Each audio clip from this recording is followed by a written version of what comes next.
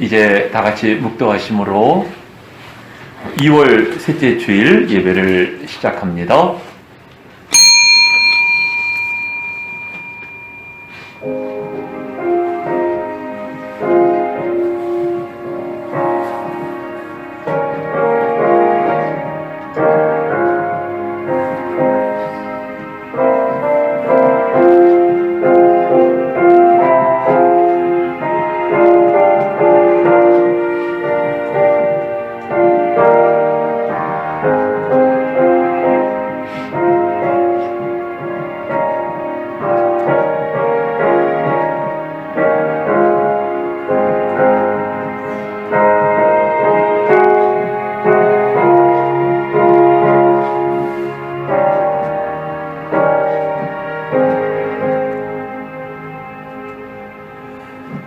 세상에 있는 모든 것은 변해가지만 하나님의 나라는 변하지 않으며 하나님의 뜻은 변함없으신 줄로 믿사옵나이다.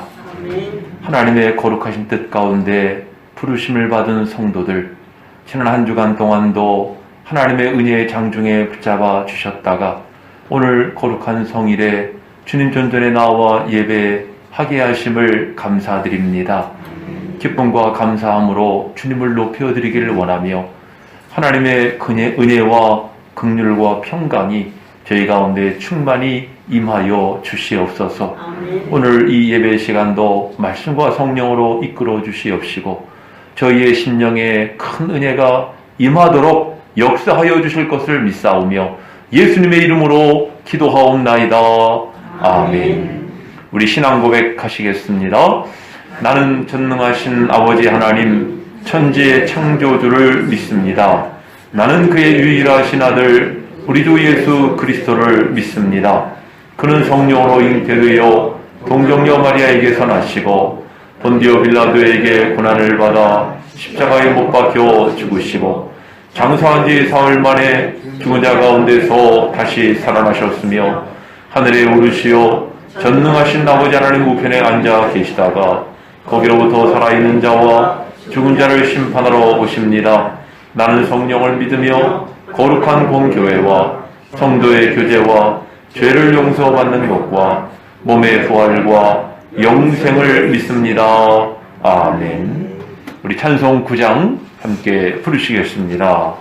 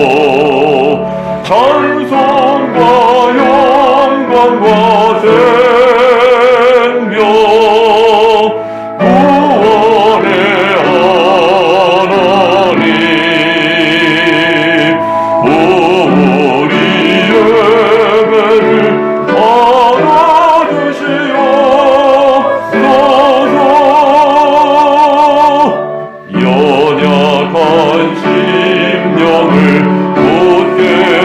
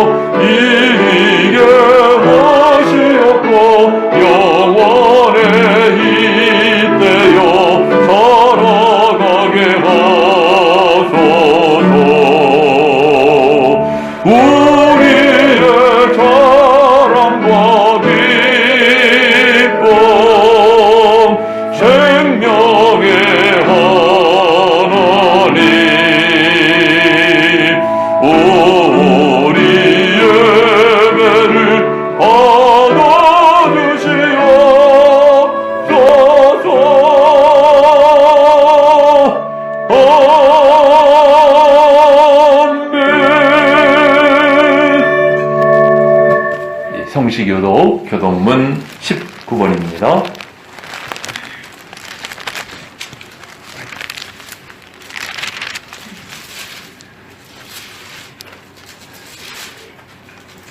허물의 사함을 받고 자신의 죄가 가려진 자는 복이 있도다. 마음에 감사함을 얻고 여호와께 정죄를 당하지 않는 자는 복이 있도다. 내가 입을 열지 아니할 때에 종일 신음함으로 내 뼈가 쇠하였도다. 주의 손이 주야로 나를 누르시니 내 진액이 빠져서 열방문에 바늘같이 열리나이다. 주께 내 죄를 아뢰고 내 죄악을 숨기지 아니하였더니 곧 주께서 내 죄악을 사하셨나이다. 이로 말미암아 모든 경건한 자는 주를 만날 기회를 얻어서 주께 기도할지라. 진실로 홍수가 공감할지라도 그에게 미치지 못하리이다. 주는 나의 은신처이오니 환난에서 나를 보호하시고 곧 이름으로 나를 부르시리라. 너희 의인들아 여호와를 기뻐하며 즐거워할지어다. 마음이 정직한 너희들아 다 즐거이 외칠지어다. 아멘. 우리 한 주간의 삶을 돌아보면서 참회의 기도 드리시겠습니다. 사랑의 주님, 저희들 이 시간도 지난 한 주간을 돌아봅니다. 연약하고 허물 많고 또 나약했던 저희 자신이었음을 고백합니다. 이 시간 예수 그리스도의 보혈의 공로로 저희들이 씻김받기를 원하오며 하나님의 긍휼과 자비하심에 사로잡힌 바 되어지기를 원하옵나이다. 주를 바라는 자들이 기쁨과 감격과 은혜로 충만케 하옵시고 이 시간도 아버지 하나님 우리 가운데 임재하시고 역사하시는 하나님의 현존을 체험케 하여 주옵소서. 하나님 앞에 합당치 못한 저희의 마음 모든 나태함과 이기심과 연약함과 거짓된 것들을 주님 불쌍히 여겨 주시옵시고 씻어주시고 정결케 하여 주시옵소서. 우리 영혼이 여호와를 바라미요 그는 우리의 도움과 방패시로다. 우리 마음이 그를 즐거워하미요 우리가 그의 성호를 의지하였기 때문이로다. 아멘. 자리에 앉으시겠습니다. 찬송 397장 부르시고 김규선 집사님 기도인도 하시겠습니다.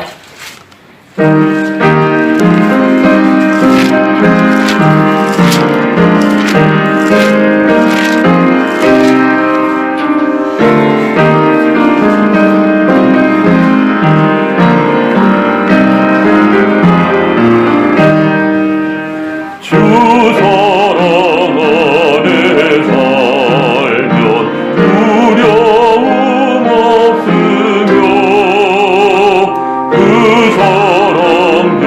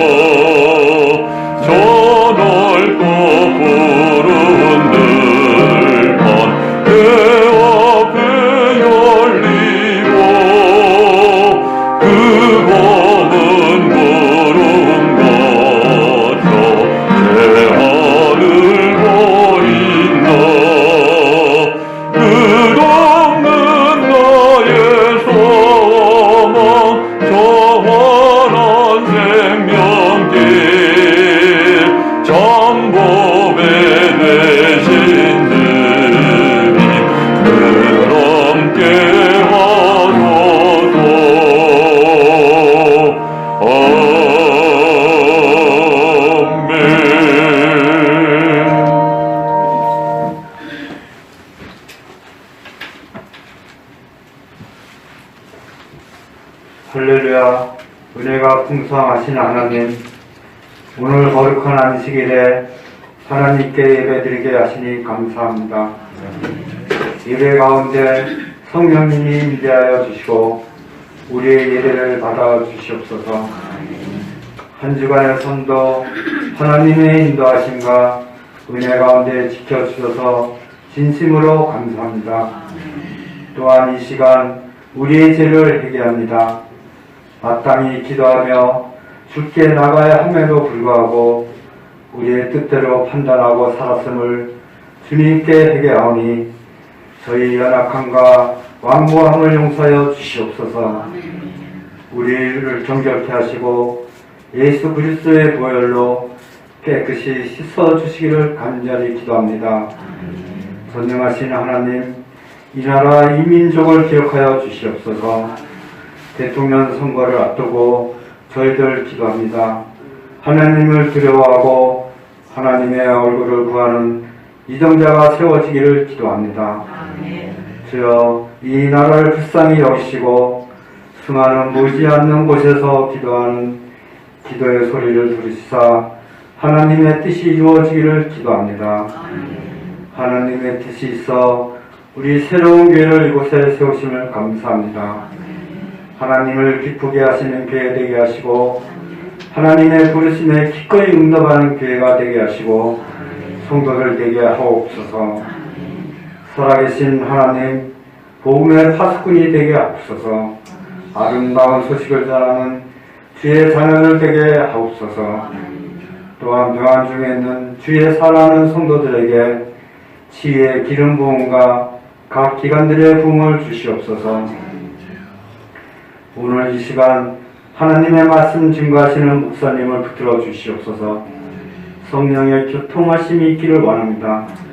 하나님의 말씀을 듣는 저희들은 순종의 열매를 맺게 하시고 주의 언약 안에 거하게 하시며 우리의 삶에서 열매 맺는 은혜를 맛보게 하옵소서.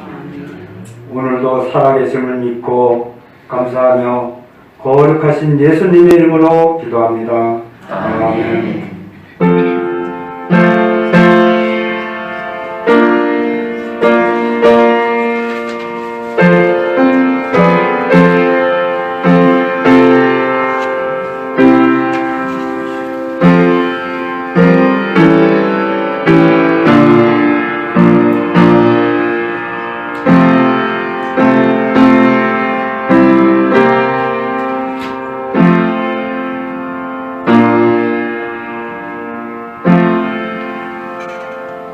오늘 우리에게 주시는 하나님 말씀 이사야 61장입니다.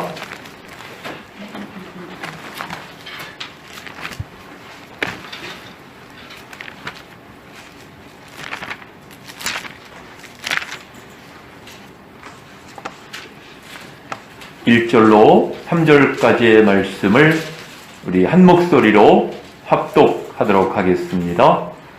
이사야 61장 1절로 3절입니다. 시작. 주 여호와의 영이 내게 내리셨으니 이는 여호와께서 내게 기름을 부으사 가난한 자에게 아름다운 소식을 전하게 하려 하심이라. 나를 보내사 마음이 상한 자를 고치며 포로된 자에게 자유를, 갇힌 자에게 노임을 선포하며 여호와의 은혜의 해와 우리 하나님의 보복의 날을 선포하여 모든 슬픈 자를 위로하되 무릇 시온에서 슬퍼하는 자에게 화관을 주어 그 죄를 대신하며 기쁨의 기름으로 그 슬픔을 대신하며 찬송의 옷으로 그 근심을 대신하시고 그들이 의의 나무 곧 여호와께서 심으신 그 영광을 나타낼 자라 일컬음을 받게 하려 하심이라. 아멘. 예, 이 시간에는 하나님의 나라라는 제목으로 말씀을 전합니다. 하나님께서 저와 여러분들에게 큰 은혜 부어주실 줄로 믿습니다. 네, 사람은 누구나 각자가 원하는 바를 추구하면서 살아가지요. 우리나라 헌법 제10조를 보니까 모든 국민은 인간으로서의 가치와 존엄을 지니며 각자의 행복을 추구할 권리를 가진다. 이렇게 규정이 돼 있어요. 뭐 헌법에 그런 말이 있어서 중요한 것은 아니고 세상을 사는 어느 누구나 다 자기가 바라는 일을 하고 또 이루기를 원하는 일을 추구하며 살아갑니다. 근데 우리 기독교의 최고 권위라고 할 수 있는 성경은 이 하나님 나라에 중심하고 있다는 사실입니다. 여러분들 창세기로부터 요한계시록까지 66권 성경은 바로 여기에 집중하고 있고 또 여기에 일관하고 있고요. 또 우리 성도들의 삶의 목적이 하나님 나라여야 함을 우리에게 역설하고 있습니다. 성경을 한마디로 말하면 하나님의 나라다 이렇게 말할 수가 있는 것이죠. 특별히 오늘 이 시대를 살아가는 주의 성도된 저와 여러분들 과연 하나님 나라에 얼마만큼의 관심을 갖고 있는가? 또 하나님 나라가 나의 인생의 목적인가 하는 것을 우리는 늘 돌아보아야 할 것입니다. 여러분들 설교 시간에 이 하나님 나라 이야기를 참 하도 많이 듣다 보니까 어떤 사람은 참 식상하다 이렇게 느낄 분들이 계실지 모르겠어요. 또 어떤 사람들은 이 현실 생활과 동떨어진 먼 나라 이야기로 생각하고 있다는 것입니다. 지금 내가 살아가는 현실적인 문제도 급급한데 뭐 하나님 나라 그 앞으로 먼 미래의 일을 내가 지금 거기까지 생각할 여력이 없다는 것입니다. 그래서 하나님 나라 그러면은 장례식 때나 듣는 말씀 이렇게 생각하는 사람도 있다는 거죠. 여러분들 세상을 살아가는 사람들의 관심사는 무엇일까요? 대개 자기가 처한 형편, 상황에 따라서 관심사도 조금씩 다른 것을 볼 수가 있는데요. 그래서 몸이 아픈 사람은 그 병이 빨리 낫기를 원하는 것이 최대의 관심사예요. 또 경제적으로 어려운 사람들은 언제나 이 경제 문제가 좀 해결될 수 있을까? 여기가 최대의 관심사죠. 또 인간관계 때문에 고통을 겪는 사람은 하루빨리 좀 이것이 좀 잘 해결됐으면 좋겠는데 그런 마음이 있지 않겠습니까? 학생들 같으면 진학의 문제, 학교를 졸업하면 취업의 문제, 취업한 사람은 승진의 문제, 또 장사하는 사람은 매출이 좀 올라야 되는데 여기에 최대 관심사예요. 요즘은 또 우울증이나 이런 것들이 많다고 하는데 그런 것을 겪는 사람들은 이런 문제들이 좀 해결되기를 원하는 마음이 있어요. 또 중장년층의 사람들은 누구나 또 요즘 노후 문제에 관심이 많아요. 노후 대책. 이것이 대부분의 사람들의 공통된 관심사라고 할 수가 있습니다. 참 이런 가운데도요, 우리가 세상을 살아가면서 세상을 살아가는 사람들은 누구나 다 자기의 시대, 또 자기가 속한 공동체 가운데서 자신의 존재감을 나타내기를 원합니다. 나의 영향력을 좀 나타내고 싶고, 또 나의 그 업적이라든가 이런 것들을 좀 높이기를 원하는 마음이 있다는 것입니다. 어쩌면 이것은 사람들이 갖고 있는 본능적인 욕망이라고 할 수가 있을 것입니다. 사람들은 언제나 더 높은 곳을 추구하기 때문에 지금 내가 있는 자리를 발판으로 해서 더 나은 것, 더 높은 곳, 더 편안한 곳 이런 것을 추구하는 것이 인간의 본성이고 본능인 것입니다. 여러분들 이 신앙 세계에도 예외가 아니죠. 외람된 말씀이지만 목회하는 목사님들 가운데도요, 내가 신부하는 기간 동안에 뭔가 큰 업적을 좀 남기고 싶은 그런 목사님들도 없다고 할 수는 없는 거지요. 교인도 마찬가지예요. 교인들도 내가 어느 교회에 신앙생활을 하면서 나의 영향력이 좀 더 커졌으면 좋겠다. 그런 자리에 좀 올랐으면 좋겠다. 그런 소망이 누구나 있는 것입니다. 여러분들 예수님의 제자들도 이런 야망과 욕망이 있었건을 우리는 더 말할 나위가 없는 것이지요. 반대로 이야기하면은요, 사람들이 가장 싫어하는 것이 무엇입니까? 무시당하는 거죠. 혹은 업신여김을 당하는 것을 가장 견딜 수 없어 하고, 어떤 사람은 이런 문제 때문에 시험에 들기도 해요. 나를 무시했다는 것입니다. 여러분들 이 공통된 사람들의 이 관심사 또는 이 본능이라고 할 수가 있어요. 나의 존재감 인정받고 싶고 나의 영향력이 좀 커졌으면 좋겠고. 근데 여러분들 이것이 잘못된 것은 아니지만은 그러나 이런 것을 중심으로 살아가게 되면은 아무리 설교 시간에 하나님 나라 이야기를 많이 들어도 이것은 먼 나라 이웃 나라 이야기가 될 수밖에 없어요. 지금에 대해 관심사가 아닌 것입니다. 이 시간에는 우리가 본문 말씀을 통해서 과연 하나님의 나라가 무엇인가, 과연 무엇을 우리가 추구해야 되는가 하는 것을 함께 살피고 상고하고 또 결단하는 기회가 되기를 원합니다. 오늘 본문 말씀 이사야 61장인데요. 우리가 함께 합독을 했습니다마는 이 말씀을 보면 제일 먼저 떠오르는 것이 예수님께서 공생애를 시작하시면서 처음으로 인용하신 말씀, 이렇게 우리가 알고 있죠. 누가복음 4장을 보시면 예수님이 공생애를 시작하실 때 가버나움에 있는 한 회당에 들어가셔서 바로 이사야의 글, 오늘 본문의 내용을 읽으셨어요. 그리고 나서 거기 앉아있는 사람들에게 이 글이 오늘 너희 귀에 응하였느니라, 이루어졌느니라 하고 선포하십니다. 때문에 이 말씀을 대할 때 이 말씀은 1차적으로 오시는 메시아에 대한 예언의 말씀, 또 메시아가 오시면 어떤 일을 행할 것인가 하는 메시아의 사역에 대한 말씀을 나타내고 있다는 것입니다. 예수 오심의 목적이 무엇인가? 그분은 무슨 일을 하실 것인가? 그러면서 우리가 알아야 될 것은 동시에 이 말씀은요, 바로 하나님의 나라를 우리에게 나타내고 있다는 사실입니다. 그래서 오늘 이 본문을 통해서 하나님 나라가 무엇인가를 우리가 좀 살펴보려고 하는데요. 여러분들 바로 본론으로 들어가서 여러분들 먼저 첫 번째가 무엇입니까? 1절 초반부에 이렇게 시작을 하고 있죠. 주 여호와 영이 내게 내리셨으니 이는 여호와께서 내게 기름을 부으사, 이렇게 시작을 하고 있어요. 여러분들 이 말씀을 보면 하나님의 나라라고 하는 것은 성령이 임하심으로 이루어지는 것임을 발견하게 됩니다. 마태복음 12장 28절을 보니까 그 말씀은 예수님이 귀신의 왕 바알세불의 힘을 힘입어가지고 귀신을 쫓아낸다고 망발을 하니까 예수님이 거기에 대한 답변을 하시는 가운데 하신 말씀인데요. 마태복음 12장 28절을 보시면은 내가 하나님의 성령을 힘입어 귀신을 쫓아내는 것이면 하나님 나라가 이미 너희에게 임하였느니라. 여러분들, 이 예수님 말씀에 의하면 예수님이 귀신을 쫓아내는 것이 성령의 능력으로 행하신 일이 아닌가요? 성령의 권능으로 하신 일이잖아요. 그러면 예수님 말씀에 의하면 하나님 나라는 이루어진 거예요. 하나님 나라가 이미 너에게 임했다는 것입니다. 그렇습니다. 하나님의 나라는요, 귀신이 쫓겨가는 곳에서 이루어지는 것입니다. 어둠이 물러가면 빛의 공간이 되듯이 귀신의 세력이 물러갈 때, 악한 권세가 물러갈 때 바로 그곳에 하나님의 나라가 이루어지는 것입니다. 이런 모습을 우리는 사도행전 2장에서 찾아볼 수가 있어요.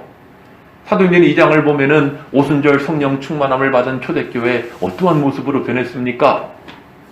사람들이 다 기쁨이 가득하고 소망이 가득하고 또 자기의 재물과 소유를 팔아서 가난한 자들에게 나누어주고 모여서 떡을 떼고 기도하고 하나님을 찬양하고 늘 감격과 은혜가 충만했단 말이죠.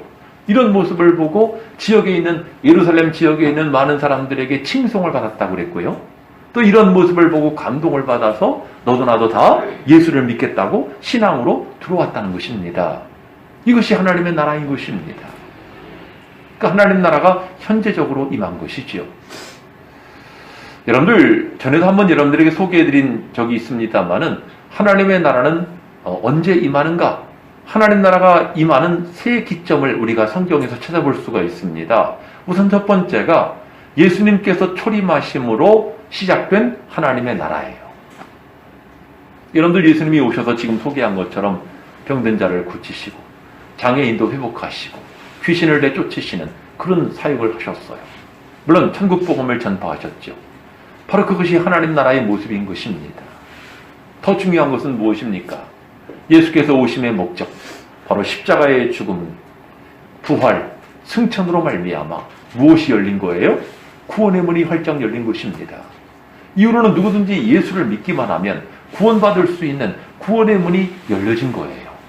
그러므로 이것은 하나님 나라가 시작된 것임을 나타내고 있는 것입니다. 두 번째가 바로 이제 하나님 나라의 확장인데요. 여러분, 누가복음 17장을 보시면은 바리새인들이 예수님께 물었어요. 하나님 나라가 어느 때 임합니까? 그러자 예수님이 이렇게 말씀하십니다.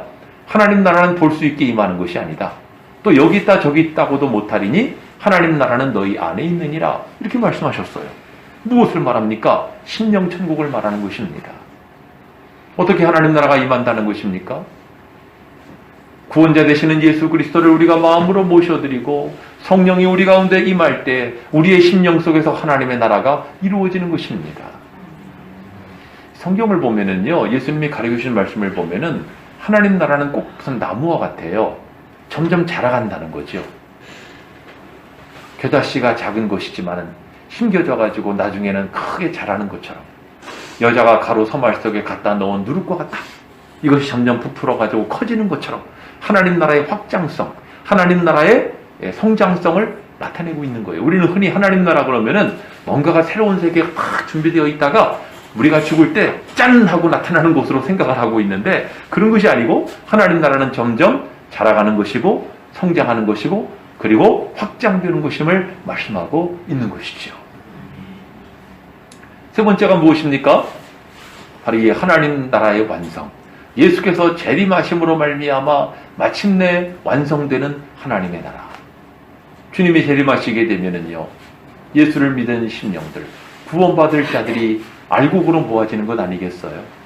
그리고 심판받을 자들은 쭉정이나 가라지로 따로 모아지게 되는 것입니다.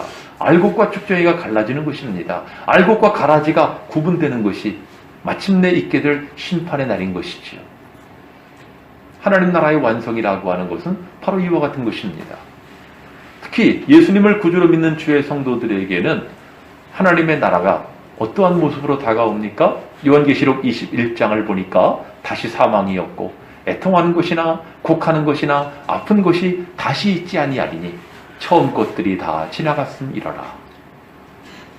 다시는 죽음도 없고 애통도 없고 이별도 없는 영원한 소망과 기쁨과 은혜가 충만한 것이 하나님의 나라임을 나타내고 있어요. 우리 모두는 다 미래에 이루어질 하나님 나라를 대망합니다. 하지만 그렇다고 해서 우리가 감나무에서 감 떨어듯이 야, 하나님 나라가 언제 오셔? 하나님 나라가 빨리 와야 되는데 하고 있기만 할 것이 아니고 지금 있는 현실의 삶 속에서 내 안에 하나님 나라를 이루어야 한다는 것입니다. 어떻게 이룰 수가 있다는 것입니까? 지금 여러분들에게 소개한 것처럼 성령이 임하실 때 우리 안에 하나님 나라가 이루어지는 것입니다. 성령이 임하시면 어떤 일이 일어나게 될까요? 여러분들의 영적인 눈이 열려지게 되지요. 바뀌어지게 됩니다. 신령한 눈이 열려지게 됩니다. 여러분들, 우리의 영적인 눈이 열려지게 되면은 하나님이 어떤 분인지를 깨닫게 되고 내가 하나님 앞에 어떤 존재인지를 깨닫게 되고 인생의 진정한 목적이 무엇인지, 무엇이 진정으로 보람되고 가치 있는 삶인지를 알게 되고 하나님 나라를 위한 삶을 살고자 하는 열정을 품게 되는 것입니다. 여러분들, 예수를 믿어도요, 성령이 없는 사람들은 어떻게 하면 돈 좀 많이 벌까? 어떻게 하면 세상에서 성공할까? 어떻게 하면 노후 대책을 좀 더 편안하게 해볼까? 그런 세상적인 것에만 관심을 가져요. 하지만 우리가 성령이 임하시게 되면은 세상적인 것에 대한 것보다는 하나님이 무엇을 기뻐하시나? 어떻게 해야 하나님을 기쁘시게 하는 것인가? 하나님이 원하시는 일에 나도 열정을 갖게 되어지는 것입니다. 오늘날 목사나 선교사나 주의 종으로 헌신한 사람들은 다 이러한 과정을 거쳤기 때문에 자기의 일생을 하나님께 바치는 것 아니겠습니까? 주의 종들만 그런 것이 아니고 우리 일반 성도도 마찬가지예요. 성령이 임하시게 되면 성령께 이끌림을 받고 성령께 사로잡히는 것입니다. 그러면 하나님이 원하시고 기뻐하시는 일을 하고자 하는 그런 뜨거운 열정을 품게 되는 것이고 그것이 우리 인생의 가치요 보람이요 목적이 되어지는 것입니다. 세상을 다 죽어도 바꿀 수 없는 가장 큰 소망이고 우리 인생의 의미가 아니겠습니까? 세상에서 가장 불쌍한 사람은 돈이 없는 사람이 아닙니다. 인생의 목적이 무엇인지를 모르고 방황하는 사람이 가장 불쌍한 거예요. 여러분들, 천하보다 귀한 생명 아닙니까? 그 생명을 가지고 도대체 뭘 위해 살고 있는 것입니까? 왜 그런 소중한 생명을 가지고 낭비하는 것입니까? 난 자살하는 사람 보면 진짜 불쌍한 사람들이에요. 왜 자살을 합니까? 그 소중한 생명을 왜 버리려고 하는 거예요? 뭐 하나님 앞에 범죄한다 아닌다 이건 나중 문제라 하더라도 인생의 진정한 목적을 찾지 못했기 때문이 아니겠어요? 여러분들, 정말 오늘 예배드리는 여러분들, 우리 새로운 교회 안에 하나님 나라가 이루어지기를 원합니다. 여러분들 안에 그 하나님 나라가 이루어지기를 원하고 여러분들의 가정이 하나님 나라가 되기를 바라고 여러분들의 삶의 순간, 삶의 현장이 다 하나님 나라가 되어지기를 원합니다. 다음으로 하나님 나라는 어떤 곳인가? 오늘 본문 그 다음 절을 보시면은 뭐라고 되어 있습니까? 가난한 자에게 아름다운 소식이 전파되는 것이 하나님의 나라입니다. 다시 한번, 가난한 자에게 아름다운 소식, 즉 복음이 전파되는 것이 하나님의 나라지요. 여러분들 본래 복음은요, 천하만민에게 전파되도록 되어 있는 거예요. 예수님도 너희는 온 천하에 다니며 복음을 전하라고 말씀하셨죠. 하지만 우리는 모든 천하만민에게 복음을 전해야 될 사명을 가지고 있지만 이 복음을 받아들이는 사람은 누굽니까? 가난한 사람들입니다. 가난한 사람들이 복음을 받아들이는 거예요. 여기서 가난한 사람들은 물질이 없고 생계가 어려운 그런 사람을 말하는 것이 아니고 심령이 가난한 자를 말하는 것입니다. 심령이 가난한 자. 여러분들 마태복음 5장 산상복음 가운데 첫 부분이 팔복 아니에요? 8가지 복? 8가지 복 가운데 예수님이 처음으로 언급하시는 화두가 무엇입니까? 심령이 가난한 자는 복이 있나니 천국이 그들의 것이며. 우리가 심령이 가난한 자가 되어야 돼요. 심령이 순전한 자가 되어야 됩니다. 아까 소개한 것처럼 여러분들 인생의 야망이나 욕망이나 의심이나 이기심이나 불신이나 혹은 자기의 본능과 본성을 쫓아 행하고자 하는 사람들은 이런 하나님 나라의 복음을 받아들일 수가 없어요. 왜? 자기의 세계가 딱 굳어져 있는데, 자기의 세계가 확실한데 거기에 무슨 하나님의 나라가 들어오고 거기에 무슨 복음이 들어올 수 있겠습니까? 자기는 일생 그걸 위해 살아가는 것입니다. 여러분들, 가난한 자에게 복음이 전파되는 것이 하나님의 나라라고 한다면은 이 자리에 있는 저와 여러분들에게는 2가지의 소명이 있게 됨을 우리는 깨달아야 합니다.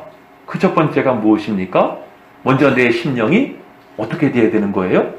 가난해져야 되는 거예요. 내 심령이 가난해져야 됩니다.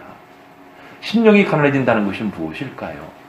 사도 베드로는 베드로전서 2장 2절을 보니까 너희는 갓난아기와 같이 순전하고 신령한 젖을 사모하라, 이렇게 말씀하고 있어요. 여러분들, 갓난아기가 짜장면 달라고 그럽니까? 갓난아기가 뭐 탕수육 달라고 그래요? 그런 거 달라고도 못하지만 줘도 먹지도 못해요. 갓난아기는 오로지 뭐예요? 엄마 젖이에요. 그거 하나면 땡입니다. 그거 하나만 있으면 되는 거예요. 이처럼 너희들도 탕수육 같은 뭐 그런 거 드시지 말라는 얘기는 아니고, 탕수육이나 짜장면 같은 그런 세상에 잠깐 여러분 우리를 즐겁게 하는 그런 것들에 사로잡히지 말고 갓난아기와 같이 순전하고 신령한 젖을, 하나님의 말씀을 사모하라는 것입니다. 그것이 가난한 자죠. 예수님께서는 누가복음 10장 21절에서 천지의 주제이신 아버지요, 이것들을 지혜롭고 설기 있는 자들에게는 숨기시고 어린아이들에게는 나타내심을 감사하나이다, 옳소이다, 이렇게 된 것이 아버지의 뜻입니다 하고 기도하시는 내용이 나와요. 여러분들, 지혜 있다는 사람들, 세상에서 속이 뭐 좀 있다는 사람들은 주님을 영접하지도 않고 주님의 복음을 받아들이지도 않았어요. 하지만 어린아이와 같은 사람들, 어린아이와 같은 마음을 가진 사람들은 주님의 말씀을 기뻐하고 감격하고 감사하고 주님을 영접했다는 말이지요. 그들이 심령이 가난한 자들이에요. 바라기는 여러분들이 정말 갓난아기와 같은 심령, 또 어린아이와 같은 심령의 사람들이 되어서 주님의 복음을 받아들임으로 말미암아 하나님의 나라가 우리 안에 먼저 이루어져야 할 줄로 믿습니다. 아멘. 2번째 소명은 뭐예요? 자, 우리 안에만 하나님 나라가 가난해져가지고 하나님 나라가 이루어지는 것만이 아니고 심령이 가난한 자들을 찾아 그들에게 하나님의 복음을 전파하는 것이지요.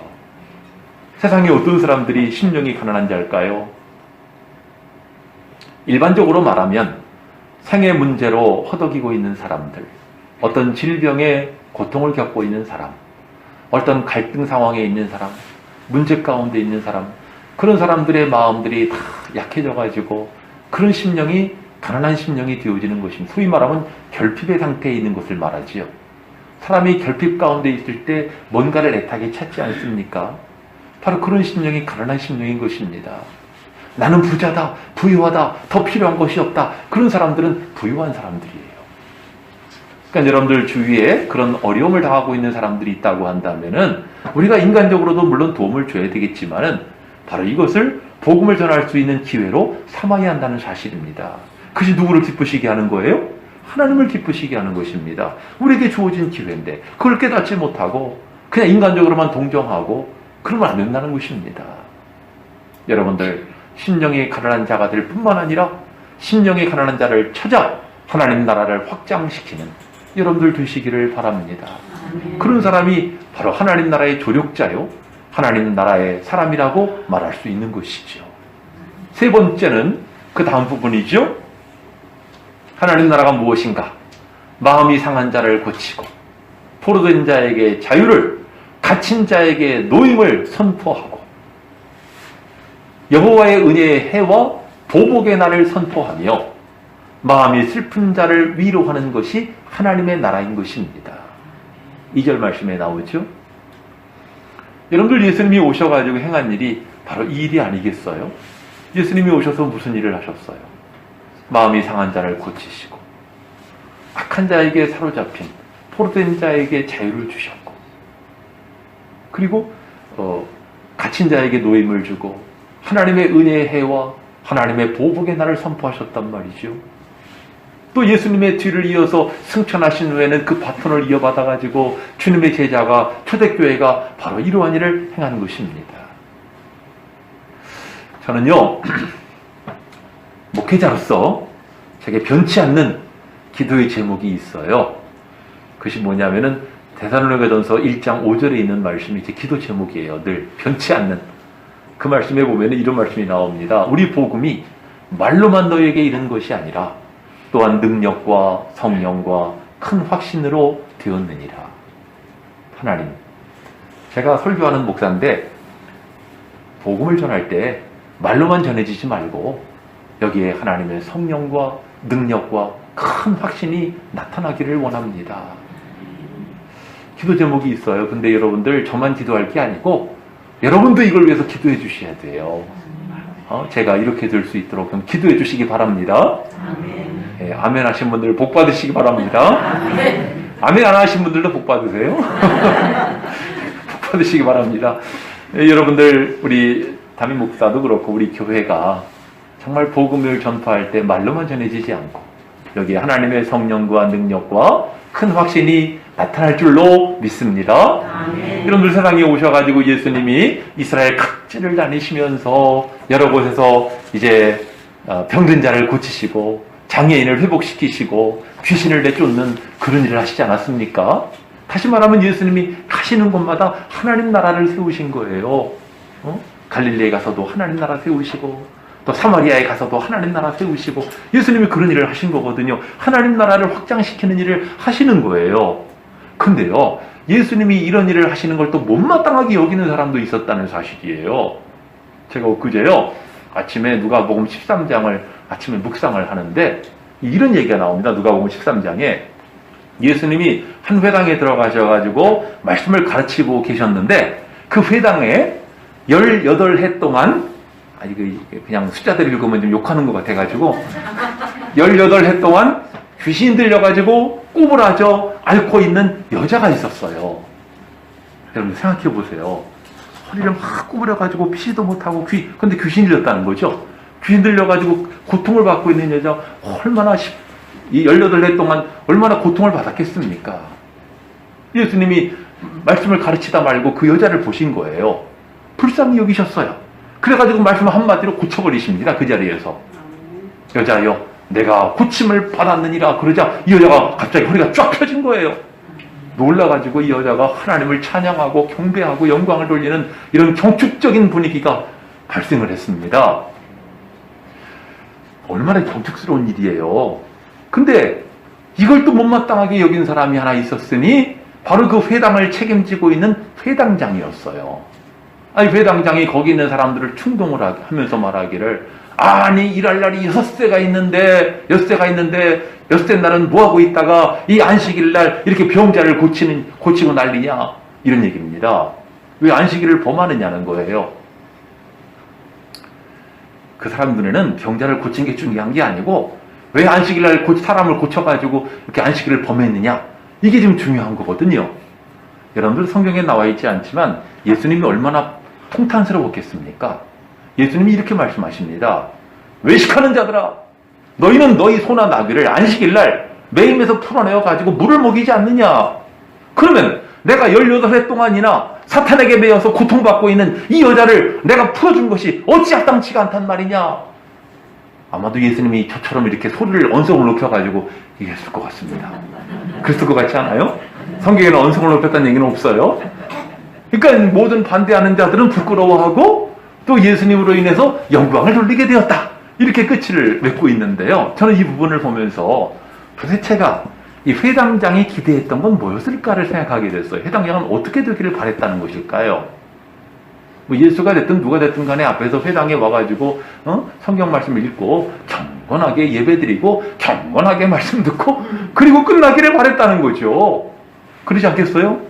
왜 안식일날 사람을 고쳐가지고 바리새인이나 종교 지도자들이 자기한테 와가지고 당신은 뭐하고 있었느냐? 저 예수라는 사람이 안식일을 범하고 있는데 당신은 회당을 책임진 사람으로서 왜 가만히 있었느냐고 문책을 받을까봐 두려워했다는 거 아니에요. 그게 좀 두려웠다는 것 아닙니까? 근데 여러분들 오늘 이 시대에도 교회 안에 그런 사람도 있더군요. 요즘은 제가 잘 흔히 보지는 못하는데 전에 보니까요, 학생들이나 청년들이 복음성가를 부르는 걸 또 못마땅하게 여기는 사람이 있었어요. 경건하게 교회에서 찬송가를 불러야지 왜 복음성가를, 유행과 같은 복음성가를 부르느냐고 그렇게 말하는 사람이 있었다니까. 여러분들도 아시죠? 있었어요. 여러분들 아세요?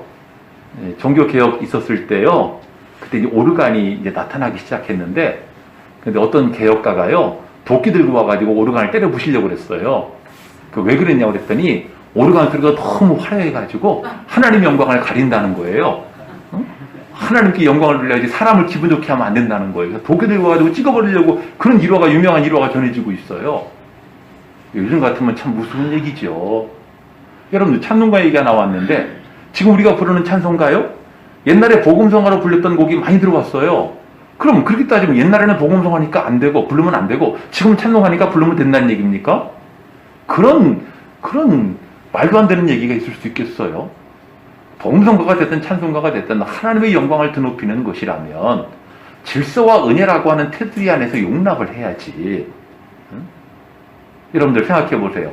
18해 동안이나 귀신 들려가지고 그렇게 구부라져가지고 피지도 못하고 고통을 당하는 이 사탄에게 매여있는 이 여자, 얼마나 고통스러웠겠어요. 그 여자를 매임에서 풀었는데 그것이 하나님의 나라 모습 아닙니까? 안식일이 뭔데요? 안식일이 하나님 나라를 이루는 것이 안식일입니다. 안식일날 예수님이 이런 일을 하는 것은 너무나 안식일다운 모습이 아닙니까? 그런데 그걸 가지고 안식일을 범했다고 왜 사람을 고치고 난리냐고, 그렇게 또 이런 하나님 나라의 방해자들 오늘날도 있다는 거예요. 여러분들 바라기는, 여러분들은 하나님 나라의 방해자가 되면 안 되고 하나님 나라의 조력자, 하나님 나라를 세우고 건설하고 확장하는 하나님 나라의 사람들이 다 되어야 할 줄로 믿습니다. 나아가서 여러분들 마지막으로 그 다음 부분을 보니까요, 여호와의 은혜의 해와 보복의 날을 선포하게 하려 합니다. 말씀이 나와요. 여러분들 복음이라고 하는 것은 우리가 구원을 받고 영생을 얻는 기쁨의 소식이지요. 하지만 복음 안에는요, 이런 소식만 있는 것이 아니고 심판의 복음이라는 것도 있어요. 지옥 간다는 얘기죠. 여러분들 세례요한이나 예수님도 심판의 복음을 외쳤습니다. 이미 도끼가 나무 뿌리에 놓였으니 좋은 열매 맺지 않는 자마다 다 불에 던져 태워지게 될 것이다. 아주 준엄한 그런 말씀을 전파하셨습니다. 요즘 시대 사람들은요, 교회 와가지고 듣기 거북하다고, 우리가 교회에 평안을, 마음의 평안을 얻으려고 왔는데 왜 그렇게 부대끼는 얘기를 하느냐고 그런 사람이 있을지 모르겠는데 그건 잘못된 겁니다. 병든 거예요. 복음이라고 하는 것은 듣기 좋은 얘기만 듣는 것은 아니지요. 심판의 복음도 들을 줄 알아야 돼요. 그것도 복음이거든요. 여러분들, 은혜의 해는 구원과 영생에 관한 말씀이지만 보복의 날이라고 하는 것은 심판의 때를 가리키는 것이고, 예수 똑바로 안 믿으면 너 지옥 가, 이런 얘기 할 줄 알아야 되는 거예요. 사람들 듣기 싫어한다고 그런 얘기는 쏙 빼놓고 여러분들 복 받을 겁니다, 잘 될 겁니다, 그런 얘기만 한다면 그거는 병든 거지요. 그건 올바른 복음이 아닌 것입니다. 여러분들, 우리는 참 복음, 정말 우리에게 때로 아프지만 우리의 심령을 찔러 쪼개는 그런 말씀도 우리가 아멘으로 화답해야 할 줄로 믿습니다. 아멘. 오늘 이 시간 우리는 하나님의 나라가 무엇인가, 어떻게 이루어지는가 하는 것을 함께 살펴봤는데요. 여러분들 지금 아까 기도하신 것처럼 지금 대선 막바지에 지금 이르고 있지 않습니까? 앞으로 더욱 떠들썩하겠죠. 저는 그렇게 믿습니다.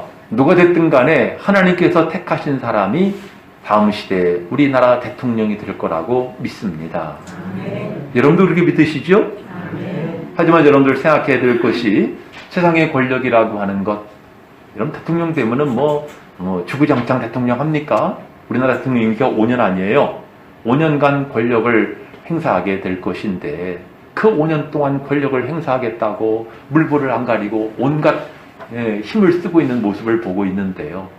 세상의 권력이라고 하는 것은 바뀌어요. 끊임없이 바뀌는 거예요. 영원하지 않습니다. 하지만 하나님의 나라는 영원토록 하나님이 왕 되신 나라죠. 아들 예수 그리스도를 통하여 영원 무궁토록 통치하시는 나라가 하나님의 나라인 것입니다. 오늘 우리도 마찬가지예요. 아까 처음에 소개한 것처럼 나의 존재감을 과시하고 나의 영향력을 드러내고 나의 업적을 세우고, 여러분들 그런 것에 신경 쓰지 마시고 하나님 나라를 세우는 일에 집중하시기를 바랍니다. 아멘. 여러분들을 통해서, 우리 교회를 통해서 하나님 나라가 이루어지기를 바랍니다. 우리가 이름 없고 빚도 없다 할지라도 우리가 하나님 나라를 세운 일에 조금이라도 보탬이 됐다고 한다면 하나님께서 우리를 기뻐하지 않으시겠어요? 오늘 이 시간에 우리는 이사야 61장 본문을 통해서 하나님 나라가 무엇이고 우리는 무엇을 추구해야 되는가 하는 것을 살펴봤는데요. 여러분들 정리하면 하나님의 나라가 무엇인가? 하나님의 성령이 임하심으로 이루어지는 나라인 것입니다. 가난한 자에게 복음이, 아름다운 소식이 전파될 때 그것이 하나님의 나라인 것이고, 마음이 상한 자가 고침을 받고 포로된 자가 자유함을 얻고 갇힌 자가 노임을 얻는 이것이 하나님의 나라인 줄로 믿습니다. 아멘. 우리 새로운 교회와 여러분들을 통해서 하나님 나라가 확장되기를 원하고, 이 시간을 통해 여러분들 마음속에 하나님 나라가 이루어지고 여러분들의 가정과 여러분들의 생업의 현장, 여러분들의 삶의 모든 순간이 하나님 나라가 이루어지는 거룩한 은혜가 있기를 주의 이름으로 축원합니다. 우리 찬송 부르시고 결단의 기도 드리시겠습니다. 우리 288장입니다. 부르시고 이렇게 기도하시겠습니다.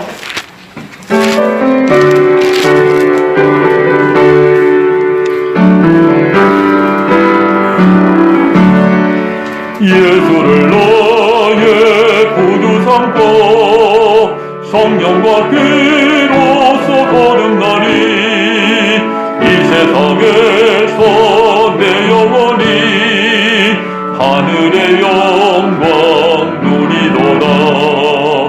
이것이 나의 간증이요 이것이 나의 찬송일세. 나 사는 동안 끊임없이 구주를 찬송하리로다. 온전히 주께 맡긴 내 영, 사랑의 음성을 듣는 중에 전사들 왕래하는 것과 하늘의 영광 보리로다. 이것이 나의 간증이요 이것이 나의 찬송일세. 나 사는 동안 끊임없이 구주를 찬송하리로다. 주 안의 기쁨 누림으로 마음의 풍랑이 잔잔하니 세상과 나는 간 곳 없고 구속한 저만 보이도다. 이것이 나의 간증이요 이것이 나의 찬송일세. 나 사는 동안 끊임없이 구주를 찬송하리로다. 우리 함께 합심하여 기도하시겠습니다. 사랑하시는 우리 아버지 하나님, 이 시간 저희들 결단하기 원합니다. 하나님의 나라가 우리 안에 이루어지기를 원합니다. 하나님, 변변치 않은 인간의 자존심이나 인간의 기준이나 하나님 인간적인 것을 앞세우지 말게 하시고 오직 성경 말씀에 의지하여 하나님의 은혜를 앞세우고 또 하나님의 역사하심을 우리가 사랑하며 하나님 그 은혜에 참여하는 저희들이 다 되어지기를 원합니다. 이 자리에 있는 우리 주의 성도들이 다 하나님 나라의 사람들 되게 하옵시고 우리 새로운 교회가 하나님 나라를 이루는 이 지역사회에 하나님 거룩한 공동체가 되어지기를 원합니다. 하나님 저희들 가운데 은혜와 성령으로 충만케 하여 주셔서 우리를 통해 하나님의 나라가 이루어지게 하옵시고 하나님의 거룩한 역사들이 이루어지게 하여 주시옵소서. 주님, 우리가 다 예수를 믿는다고 하지만은 때때로는 우리의 마음에 기쁨을 잃어버리고 하나님 여러 가지로 답답함과 슬픔과 또 좋지 못한 안색으로 살아갈 때도 있습니다. 원하옵기는 우리 안에 하나님의 나라가 충만하기를 원하옵나이다. 늘 기쁨과 감격이 충만케 하여 주시옵소서. 오늘 말씀과 같이 우리 안에 성령이 충만할 때 우리는 하나님 나라를 이루는 자 될 줄로 믿사옵나이다. 초대교회가 성령 충만함으로 가난한 자에게 복음을 전했고 마음이 상한 자가 고침을 받고 병든 자가 나음을 얻고 귀신이 물러가는 놀라운 역사가 나타났던 것처럼 우리 새로운 교회를 통해 또 사랑하는 주의 성도들을 통해 이런 하나님의 나라가 이루어지게 하옵시고 확장되게 하여 주시옵소서. 있으나마나한 교회, 있으나마나한 성도가 아니라 하나님이 찾으시는 교회, 하나님이 찾으시는 주의 성도가 다 되게 하여 주시옵소서. 하나님, 이 교회를 출입하는 성도들의 심령 속에 기쁨과 은혜가 가득하게 하옵시고 하나님 그 소망과 은혜를 많은 사람들에게 전파할 수 있는 하나님 나라의 사람들이 다 될 줄로 믿사오며 예수님의 이름으로 감사하며 기도하옵나이다. 아멘. 317장 1절, 3절, 5절 부르시면서 예물 드리시겠습니다.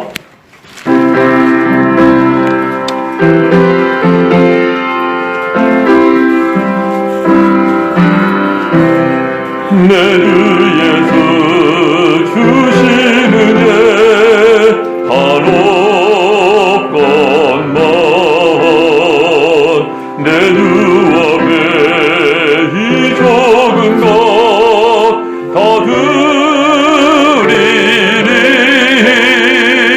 주 예수여 내 정성을 받으소서. 주 예수께 빚진 것이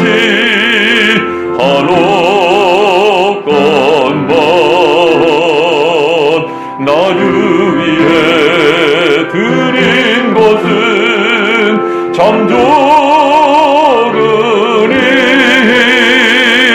주 예수여 너그럽게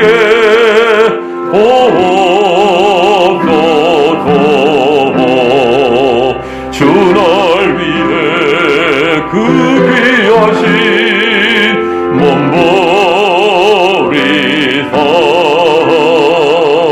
이 내 몸을 피값으로 사셨으니 내 생명도 주 예수께 바칩니다. 여러분들이 재단에 드리신 예물을 소개하고 기도하도록 하겠습니다. 감사원금 하나님의 돌보심과 은혜로 지키시고 인도하시니 감사합니다. 성령께서 동행하여 주심을 믿습니다. 김규선 집사님, 김삼희 집사님 드리셨습니다. 범사에 감사합니다. 귀한 아내 주신 하나님을 찬양합니다. 박병대 집사님. 예, 아주 특별한 기도 제목입니다. 1000번째 두 번째 주 다연이의 비전을 보여주사 주님 앞에 엎드릴 수 있도록 간절히 기도합니다. 장다연 양 드렸습니다. 내 심령 안에 하나님 나라가 임하게 하옵소서.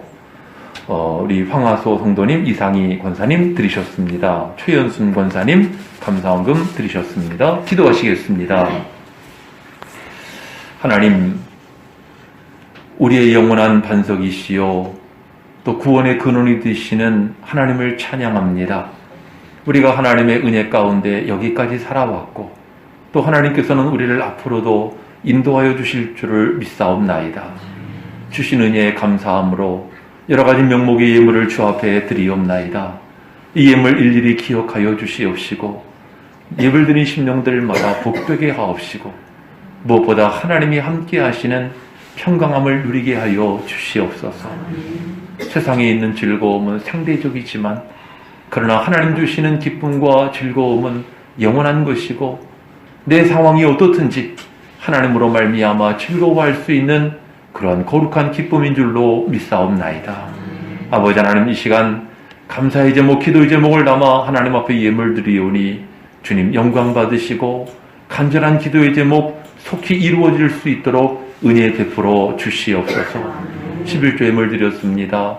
하나님, 그 생업을 붙드시고 가정을 붙들어 주시옵시고 특별히 영적으로 풍성하게 하옵시고 하나님, 세상에서 잘되며 형통하게 하시며 두 때의 복을 이룰 수 있도록 은혜 베풀어 주시옵소서. 하나님, 주정헌금 주일헌금 드리오니 저희의 삶이 하나님 나라를 이루기 위한 아름답고 복된 삶이 되어질 줄로 믿사옵나이다. 하나님, 여러 가지 목적 헌금을 드리오니 예물이 하나님 나라와 교회를 위해 귀하게 쓰여지게 하시고 예물 드린 손길마다 하나님 힘있게 하시고 튼튼하게 하옵시고 하나님의 거룩한 역사를 더욱 힘있게 감당할 수 있는 주님 역군들이 다 되게 하여 주옵소서.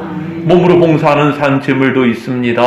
하나님, 알게 모르게 수고하는 수고 일꾼들 기억하여 주시옵시고 저희의 마음이 기쁨이 충만하게 하시고 더욱 건강하게 하옵시고 더욱 크게 영광받아 주시옵소서.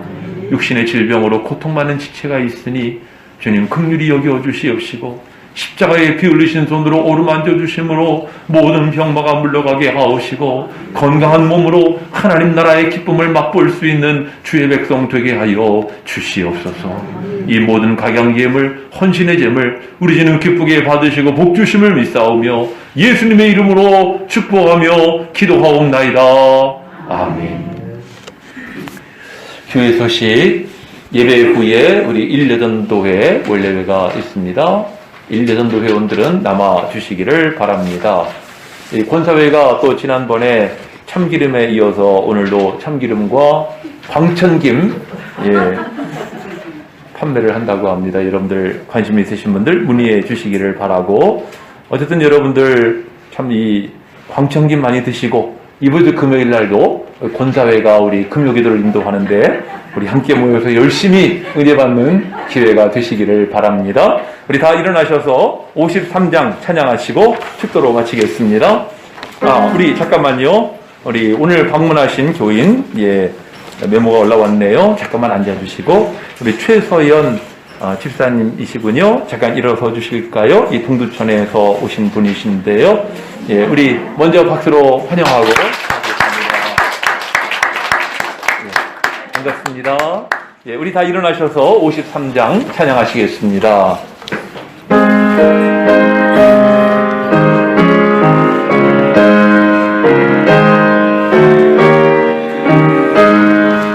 성전을 떠나가기 전 머리를 숙일 때 주께서 함께 계시고 복 내려 주소서.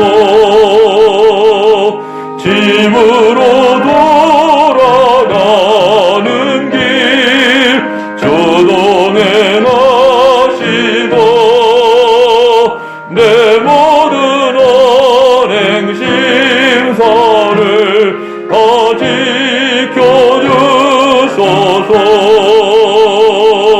거룩한 날이 나가고 저녁이 되도록 주리 밤에 빛 되사 늘 계시오 주옵소서. 아멘. 머리 들고 성전을 떠나기 전에 하나님의 성령이시여 각 사람 위에 임하여 주옵소서. 지금은 우리 주 예수 그리스도의 십자가 구속의 크신 은혜와 우리 아버지 하나님의 무한하신 사랑과 성령님의 감화 감동 교통 충만하심이 하나님 나라를 소망하며 또 하나님 나라를 오늘의 삶 속에 이루어드리기를 열망하는 이 자리에 함께하는 모든 주의 권속들 가운데 영원토록 함께 하옵시기를 간절히 축원하옵나이다. 아멘.